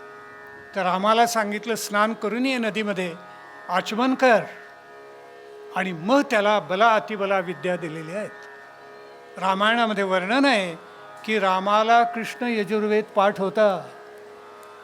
यजुर्वेदी आहे प्रभू रामचंद्र, त्याला तो वेद पाठ होता असा उल्लेख आहे वाल्मिकी रामायणामध्ये. तेव्हा आचमन करून त्यांनी त्या विद्या आत्मसात केल्या. पण त्याचा वापर रामचंद्रांनी क्वचितच केला. केवढं आश्चर्य. अगदी त्या रावणाविरुद्ध लढताना सुद्धा कधी बला अतिबला वापरले असं नाही. एवढे चाललेत, त्या 14 वर्ष तुडवलं वनवासाचं जंगल, कधी बला अतिबलाचा उपयोग केला नाही. हे युगावताराचं लक्षण आहे. लोकोत्तर रामकृष्ण परमहंसाच्या विद्या द्यायला बसलेले होते. अरे या सिद्धी प्राप्त झाल्यात, घे. विवेकानंदाने विचारलं, ठाकूर या सिद्धी मला प्राप्त झाल्यावर मला आत्मज्ञान होईल का, निर्विकल्प समाधीचा अनुभव मला मिळेल का. त्यावेळी ठाकूर म्हणाले त्याचा काही यांना उपयोग नाही, सिद्धीनी कधी निर्विकल्प समाधी प्राप्त होत नाही. मग विवेकानंद म्हणाले मग एकदा निर्विकल्प समाधी मिळू दे, मग सिद्धी घ्यायच्या की नाही विचार करतो. आहे ना अद्भुत. सामान्य शिष्य असता तर लवकर द्या म्हणाला असतं, सिद्धी नाही घेतलेल्या. मिळाल्या बला अतिबला, पण वापर किमान. आणि मग एक एक टप्प्यामध्ये मलद करुष देशामध्ये ते आले की जिथे सुंदाची पत्नी ताटका, तिला शाप मिळालेला होता आणि ती भयानक राक्षसी झालेली होती. तेव्हा राम लक्ष्मणांची परीक्षा बघण्यासाठीच त्यांना तिथे आणले विश्वामित्राने. हा किती धीट आहे, याला किती अस्त्रविद्या प्राप्त झाली. आणि सांगितलं ती राक्षसी धावून आल्यावर मार वध कर तिचा. तर राम असा म्हणजे एकदम तोंडाल, मी कसं मारणार हिला. स्त्री अवध्य असते असं शास्त्राने आम्हाला शिकवले. स्त्रीचा वध कधीही करायचा नाही, राक्षसी असली तरी स्त्री आहे. त्यावेळेला पुराणातला दाखला श्री रामचंद्रानं महर्षी विश्वामित्रांनी दिला. ते म्हणाले की विष्णू धर्मोदधी शुक्र माता अवधी स्त्री जरी परधी अरिमृगेंद्रा जोड जणी कारमुका सोडरे सायका मारही त्राटिका रामचंद्रा. 2 उदाहरणं दिलेत. शुक्रमाता, शुक्राचार्य ज्यांच्याकडे संजीवन विद्यानंतर आली त्या शुक्राचार्यांची माता, तिचंही नाव मंथराच होतं. आणि ती भयानक प्रयोग करून देवांना मारायला लागली. त्यावेळेला महाविष्णूंनी सुदर्शन चक्र टाकून निर्ममपणे वध केलेलं आहे तिचं. अरे दाखलाच आहे हा, काय चिंता करतोस, मार. तरी राम इतके उदार की ऐंद्रास्त्र टाकून तिचे दोन्ही हात तोडले, कारण ती प्रचंड शिळा फेकायला लागलेली होती. मारलं नाही आहे पहिल्यांदा. मग ती मायावी रूप धारण करायला लागल्यावर महर्षी विश्वामित्र म्हणाले, रामा सायंकाळ प्राप्त झालेली आहे आणि या राक्षसांची शक्ती सायंकाळीच वाढते, तर निर्ममपणे मार. मग मात्र रामाने एक अमोघ बाण टाकला आणि ताटिकेचा वध केला, मारले तिला. आणि विश्वामित्रांना इतका आनंद झाला, आहा, असे पराक्रमी पुत्र आहेत राजाचे, हे राष्ट्रात परिवर्तन घडवून आणू शकतात. आणि म्हणून त्यांना आणखीन पुढे नेलं. वाटेत सगळा इतिहास सांगतायत एकेका गोष्टीचा. सिद्धाश्रमामध्ये आले, जिथे प्रत्यक्ष महाविष्णूंनी तपश्चर्या केलेली होती. वामनाचा अवतार पुढे त्यांनी धारण केला आणि बलीचं दमन केलं. ती सगळी कथा संक्षेपाने महर्षी विश्वामित्रांनी रामाला सांगितली. आणि मग म्हणाले, आता मात्र सावधान राहा, पण सिद्धाश्रमात पोचण्यापूर्वी अनंत अस्त्र, अनंत शस्त्र ही रामाला दिली. ब्रह्मास्त्र दिलं, ब्रह्मशिरस दिलं, आग्नेयास्त्र दिलं, पर्जन्यास्त्र दिलं, वायव्यास्त्र दिलं, नारायणास्त्र दिलं. अही काय सगळी अद्भुत आहेत अस्त्र, एकापेक्षा एक. कौमुदी नावाची गदा दिली, धर्मचक्र दिलं, कालचक्र दिलं, नंद नावाचं खड्ग दिलं, अपूर्व असं अनेक शस्त्रास्त्र ही त्या रामाला दिली. त्यामुळे सगळ्या त्या अस्त्र जी आहेत ती रामापुढे प्रगट झाली असं वर्णन आहे. म्हणजे काय, तेव्हा रामाने त्यांना वंदन केले आणि सांगितलं, आत्ता आपण स्वस्थळी जा, ज्या वेळेला मी आपलं स्मरण करेन त्यावेळेला या. म्हणजे झालं, म्हणजे युद्धामध्ये मी तुमचा उपयोग करेन त्यावेळेला या. या प्रत्येक अस्त्राचा असतो, म्हणजे शस्त्र टाकलं आणि नको इतका विनाश व्हायला लागला तर ते माघारी घेता येतं. आत्तासारखं नाही, आत्ताचं गेलं अस्त्र ते पडणारच युक्रेनवर. मग काही त्याला मार्ग नाही, परत घ्यायचा मार्ग नाही आहे त्याला. अश्वत्थामा अर्जुनाचं युद्ध झालं त्यावेळी अर्जुनाने ब्रह्मशिरस अस्त्र मागं घेतले.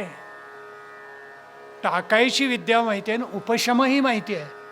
उपशमाला मराठीत आपण अँटीडोट म्हणतो की नाही, बरोबर, म्हणजे पटकन कळतं काही जणांना. उपशम माहिती असलं पाहिजे अस्त्राचा. तो सगळा रामचंद्रांना ज्ञात होता असं लक्षामध्ये घ्या. आणि मग खरोखरच यज्ञ सुरू झाल्यावर सांगतेला 5 दिवस वर्णनाचं आहे. राम लक्ष्मण झोपलेले नाहीत, याचाच अर्थ बला अतिबलेचा तिथे प्रयोग केलेला आहे. 5 दिवस झोपले नाही आहेत, 24 तास डोळ्यात तेल घालून रक्षण करतायत. 5व्या दिवशी सुबाहू मारीचाले, त्यावेळेला वायव्यास्त्राचा, मानवास्त्राचा प्रयोग करून त्याला 1,000 किलोमीटर असा भिरकावून दिला आहे रामचंद्राने. तो आजचं जे गोकर्ण महाबळेश्वर आहे तिथपर्यंत येऊन पडला आहे. 1,000-1,500 किलोमीटर लांब येऊन दणकन आपटला. तिथे लागलेलं आहे भयंकर त्याला, त्या मारीचाला. आणि सुबाहूला आग्नेय अस्त्राचा प्रयोग करून श्री रामचंद्राने मारलं. बाकीचे तर काय, म्हणजे बाकीचे राक्षस चिल्लरच म्हणायचे त्या दृष्टीनं, त्यांचाही वध रामचंद्राने केला. आणि यज्ञ संपन्न झाला. आणि काय आनंद झाला आहे म्हणून सांगू, आनंदी आनंद. म्हणजे विश्वामित्रांना, इतर ऋषीजनांना, मुनिजनांना इतका आनंद झाला की कसे हे पुत्र 15 वर्षाची मुलं आहेत आणि अशा राक्षसांचा वध करतात. पुढे मारीच्यानी त्याचा उल्लेख केलेला आहे. मग हे सगळं संपन्न झाल्यानंतर काही मुनिजन म्हणाले की आम्ही आता मिथिलेला निघालो आहोत, राजा जनक हा तिथे यज्ञ करतोय, तर तुम्ही आमच्याबरोबर चला. तर रामलक्ष्मणांनी त्याला मान्यता दिली. महर्षी विश्वामित्र बरोबर आहेत, तुम्हाला गीत तर माहितीच आहे, चला राघवा चला पहा या जनकाची मिथिला. त्यांनी तिथं यज्ञाहून पवित्र असा राजा, त्यांनी यज्ञ मांडलेला, जाऊया. निघाले. वाटेमध्ये अनेक जागांचा परिचय, नद्यांचाही परिचय, स्थलांचाही परिचय, आश्रमांचा परिचय. शिवानी मदनाला अनंग केला, म्हणजे त्याला जाळला, अंग नाहीसं केलं त्याचं. ती कथाही पुढे आलेली आहे. अशा एक एक जागेचं वर्णन महर्षी विश्वामित्रांकडून ऐकत ऐकत मिथिलेच्या सीमारेषेवर येऊन पोचले. तिथे आल्यानंतर एक अत्यंत ओसाड असा आश्रम त्यांनी पाहिला. त्यामुळे रामाला मोठं कुतूहल वाटलं. आश्रम आहे पण झाडं वाळून गेलेत, आश्रमात कोणीच दिसत नाही आहे. आणि तिथे तो गौतमांचा आश्रम होता. एकटी अहल्या वाळीत टाकलेली तिथे ती तपश्चर्या करत होती. तेव्हा महर्षी विश्वामित्रांनी सांगितलं, रामा, तुझ्या प्रश्नाचं उत्तर आता मी तुला सांगतो.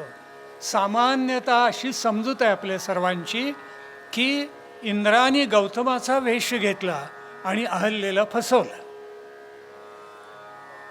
वाल्मिकी रामायणात अशी कथा नाही.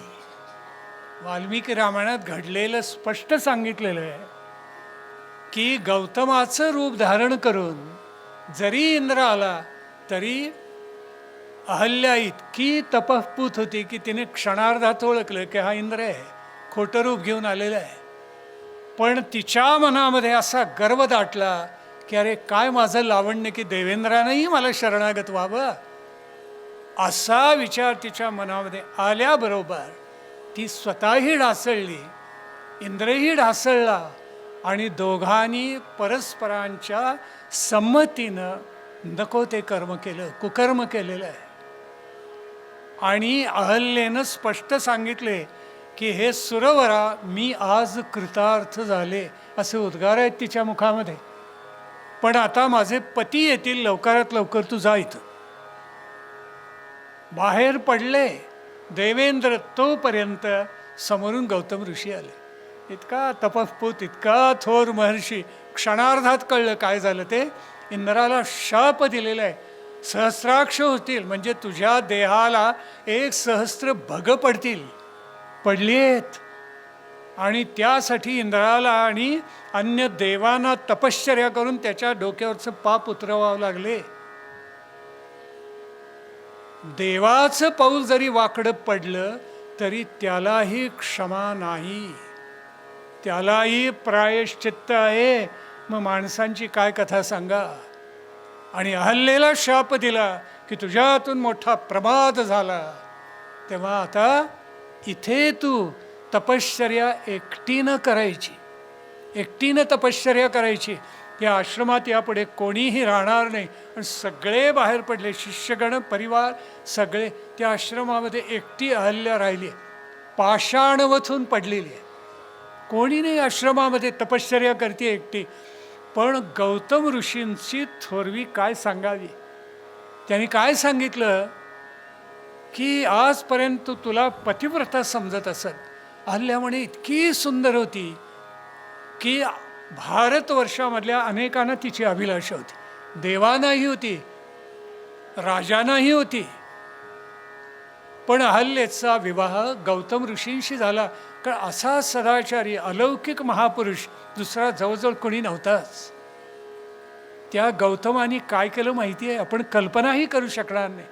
ते म्हणाले, तुला पतिव्रता मी मानत होतो, पण तुझा पाय घसरला, स्वतःहून तू पाप केलंस आणि इंद्राच्या स्वाधीन झालीस. तुला तर तपश्चर्या करावीच लागेल. पण अहल्ये, तुझी कुडी शुद्ध व्हावी म्हणून मी सुद्धा 12 वर्ष हिमालयामध्ये जाऊन तपश्चर्या करतो.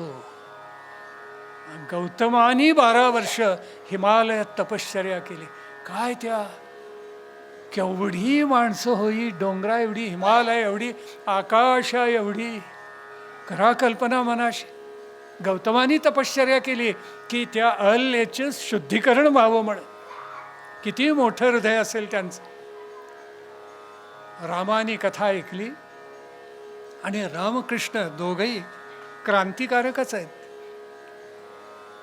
एकटी पडलेली अहल्या, आश्रमात कोणी जात नव्हतं, पण तिला झालेलं शिक्षा आणि प्रायश्चित्त पुरेसं आहे असं मानून प्रभू रामचंद्र आत गेले.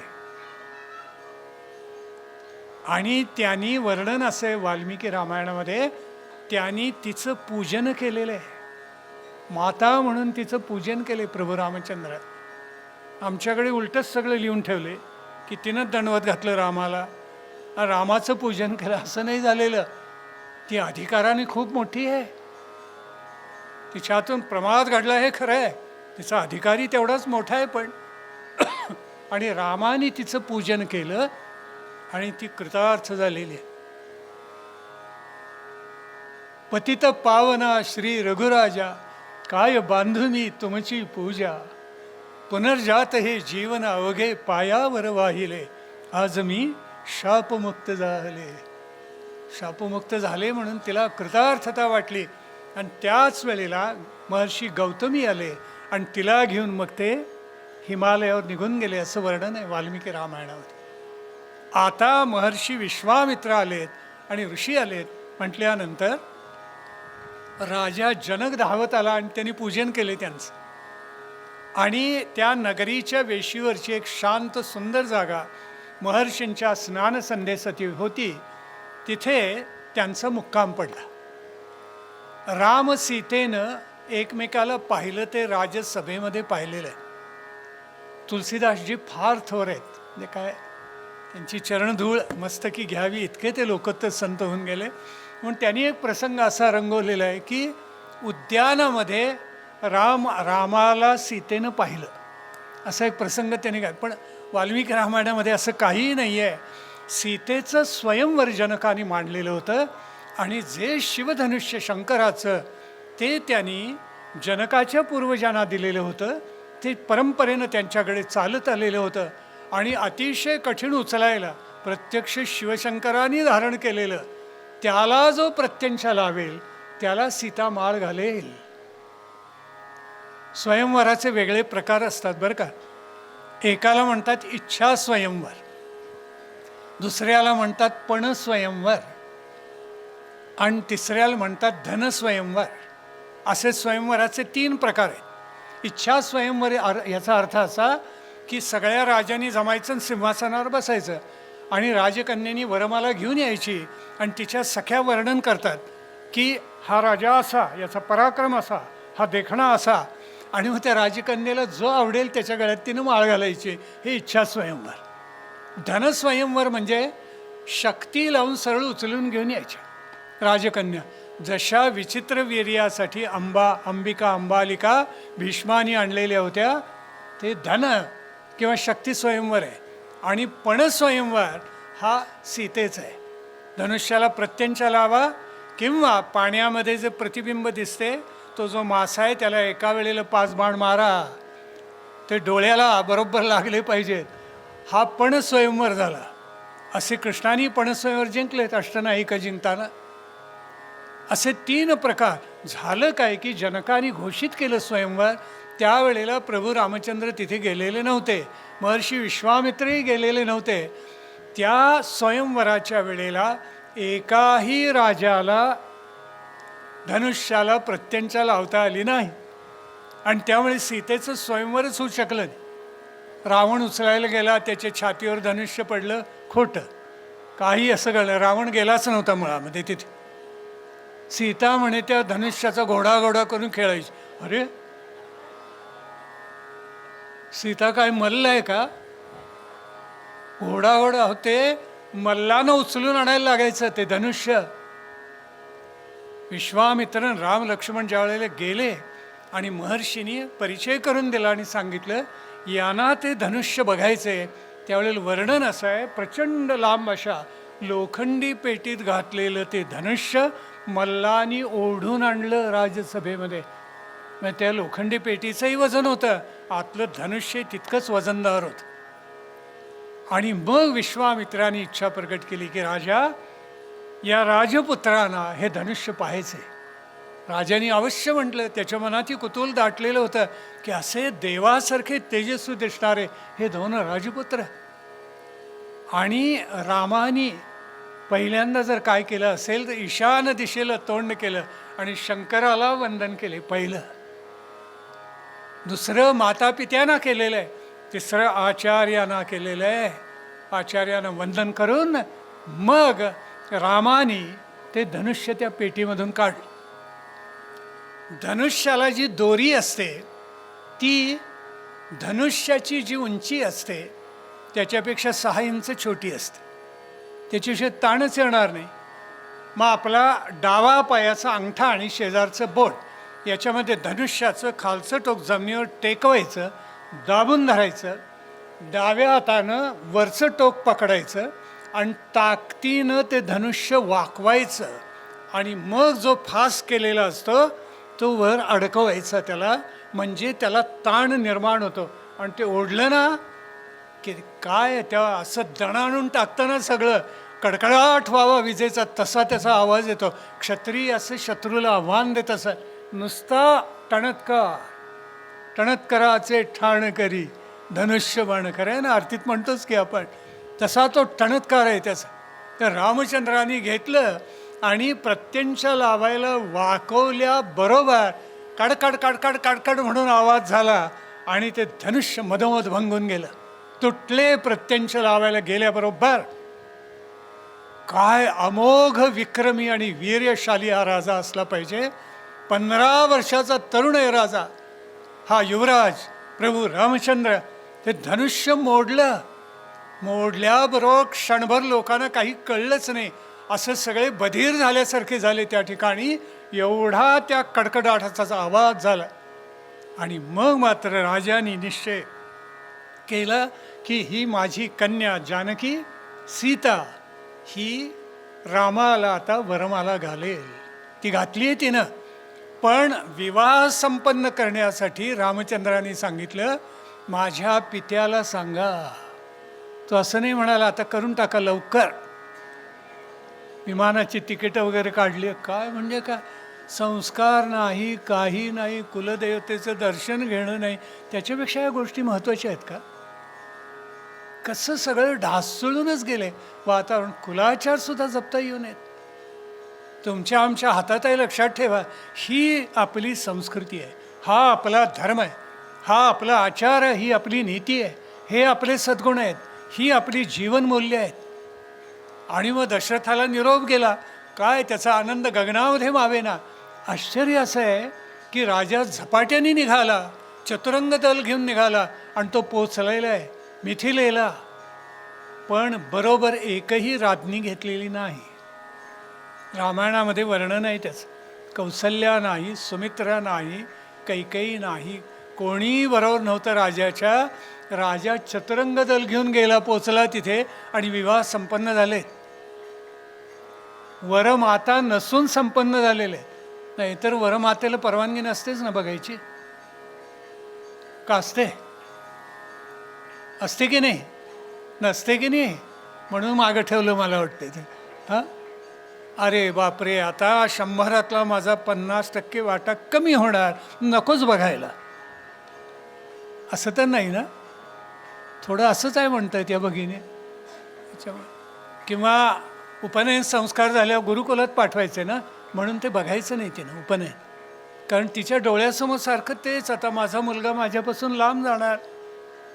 म्हणून ही पद्धत पडत गेली हळूहळू की आता 12 वर्ष हा गुरुकुलात जाऊन राहणार, मला बघताच येणार नाही. म्हणजे आता बघीन तो तरुण होऊनच परत आलेला. म्हणून तिला इतकं वाईट वाटायचं. म्हणून ते मातृभोजन असतं. बाळा आता आमच्या हातचा शेवटचाच घास, आता तुला सगळं करायचं, यापुढे आई नाही भरवणार तुला. काय गोडवा आहे. एक एक संस्कार इतका सुंदर आहे आपल्याकडचा. आणि मग खरोखर स्वयंवर झाले सीतेचे आहे ना. खरोखर रामाला उपमा आकाशाची आहे आणि सीतेला उपमा दिलेली आहे धरणीची.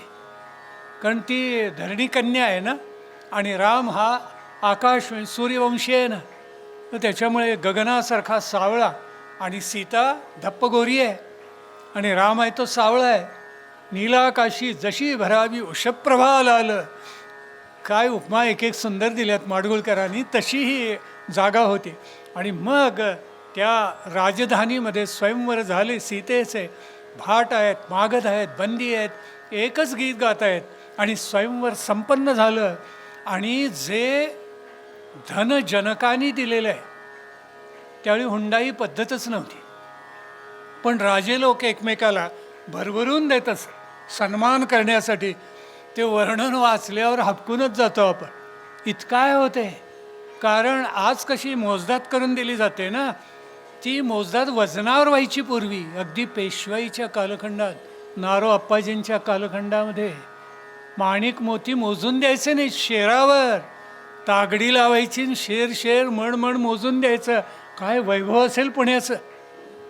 ब्रिटिशांनी ज्यावेळेला नेलं शनिवारवाडन पुण्यामधून, त्यावेळेला वर्णन आहे, त्यांना मोजदात करता येईना. 6 महिने दमली ब्रिटिश माणसं मोजदात करून, आणि शेवटी नेलं पळवून. कसं वजन करून, किती मण भरते, पळवा सोनं, पळवा मोती, माणिक, हिरे, जडजवाहीर, अलंकार, रत्न, काही बाकी ठेवू नका, स्वच्छ करा भारत. जनकाने जे दिले ना भरवून रामाला आणि दशरथाला, काय वर्णन करावं. मग रामाचा विवाह सीतेबरोबर झाला, लक्ष्मणाचा विवाह उर्मिलेबरोबर झाला, आणि भरत आणि शत्रुघ्न यांचा विवाह मांडवी आणि श्रुतकीर्ती यांच्याबरोबर झाला. पहिल्या पराक्रमाला बाहेर पडलेले प्रभू रामचंद्र यज्ञरक्षण तर केलंच, सुबाहूचा वध केला, ताटकेचा वध केला, मलत करुष देश हा भयमुक्त करून टाकला. ऋषीजनांना अभय दिलेलं आहे, त्या मारीच्याला दूरवर भिरकावून दिला. थेट अयोध्येपासून नेपाळमध्ये गेले, मिथिलेमध्ये गेले. बिहार ओलांडला की नेपाळची सीमाच आहे ती ओलांडून पलीकडे गेले, नेपाळमध्ये गेले. विवाह संपन्न झाले. जे धनुष्य इतर कोणाला पेलता येत नव्हतं ते त्यांनी लीलया पेललं, मोडलं, आणि विवाह संपन्न होऊन हा 15 वर्षाचा पुत्र राजा दशरथाचा विवाह संपन्न होऊन आपल्या पित्याबरोबर, आपल्या भावंडांबरोबर, पत्नी धाकट्या वहिनींच्या सोबत पुन्हा उलट्या प्रवासाला निघाला आणि अयोध्येकडे आला. वाटेमध्ये एक भयंकर संकट उभं राहिलं. ते परशुराम रूपी होतं. पण ते काय घडलं, पुढे रामाला यवराज्याभिषेक होणार होता, पण मंथरा आणि कैकेयीचं विघ्न कसं आलं. श्री रामचंद्राने क्षणार्धात आपल्या सावत्र भावासाठी एवढ्या संपूर्ण प्रचंड राज्याचा त्याग कसा केला, आणि दिल्या वचनाप्रमाणे श्रीराम 14 वर्षांसाठी वनवासात कसे गेले, त्या त्यागाची परिसीमा आता उद्याच्या प्रवचनामध्ये पाहायची. कारण आता आरती आहे, आरतीचा बरोबर आहे ना, आरतीची वेळ झालेली आहे, म्हणून आपण थांबूया. पण आज जे रामचरित्र आपण ऐकलं ते आनंदाने आपल्या हृदयामध्ये साठवूया, त्याचं वारंवार स्मरण करूया, त्याचं चिंतन मनन करूया, आणि श्री रामचंद्रांचे गुण पुढल्या पिढीमध्ये उतरावेत म्हणून आपण सदैव प्रयत्नरत राहूया. राजाधिराज रामचंद्र महाराज की जय. महारुद्र हनुमान की जय. जय जय रघुवीर समर्थ.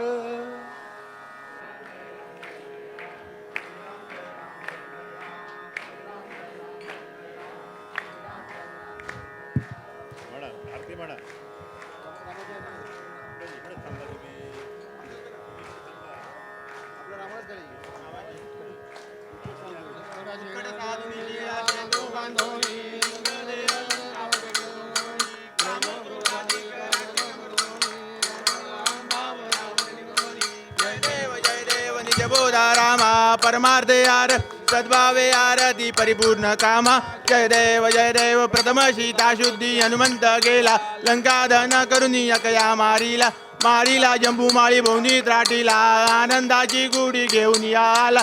जय देव निजबोधा रामा परमार्थे आरती सद्भावे आरती परिपूर्ण कामा. जय देव निज बळे निशक्ती सोडविली सीता म्हणून येणे झाले अयोध्ये रघुनाथा.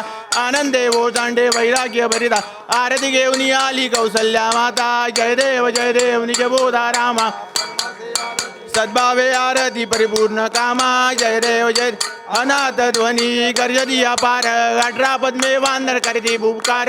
अयोध्येसी आले दशरथ कुमार नगरी होत आहे आनंद थोर. जय देव निजबोधा रामा परमार्थे आरती सद्भावे आर परिपूर्ण कामा. जय देव सहज सिंहासनी राजा रघुवीर सोहम भावेत या पूजा उपचार सहदांची आरती वाद्यांचा गजर माधवदास स्वामी आठवणा विजर जय देव निज बोधा रामा परमार्थे यार सद्भावे आरती परिपूर्ण कामा जय देव शिया राजाधिराज रामचंद्र महाराज की जय।